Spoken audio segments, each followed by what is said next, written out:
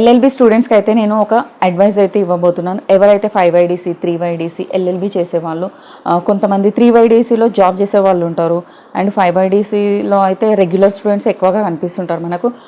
వీళ్ళు ఎవరైతే daily 2 hours మీ చుట్టుపక్కల కాలేజ్కి నియర్ బై ఉన్న కోర్ట్కి డైలీ 2 అవర్స్ అయితే స్పెండ్ చేసేలాగా చూడండి.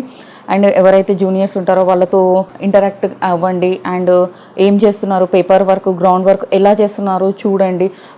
అవసరమైతే మేము ఒకసారి చేస్తామని కూడా మీరు తీసుకొని పేపర్ వర్క్ చేయొచ్చు. దాని తర్వాత ఎన్రోల్మెంట్ అయ్యేలోపు మీరు గ్రౌండ్ వర్క్, పేపర్ వర్క్ ఎట్లుంటుందో చూడండి. అండ్ డైలీ కోర్ట్ హాల్లో, ఒకటే కోర్ట్ హాల్లో 6 months or 3 months కూర్చోండి.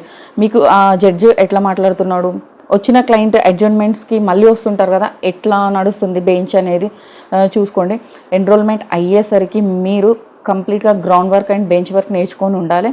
ఓన్లీ 1 year సీనియర్ దగ్గర జాయిన్ అయ్యి మెన్షనింగ్స్ ఎట్లా అనిస్తున్నారు అనేది చెయ్యండి మీరు. అండ్ ఆఫ్టర్ దట్ అయితే ఆఫ్టర్ 1 year తర్వాత ఇండిపెండెంట్ ప్రాక్టీస్ అయితే చేసేసుకోండి. ఇది ది బెస్ట్ వే.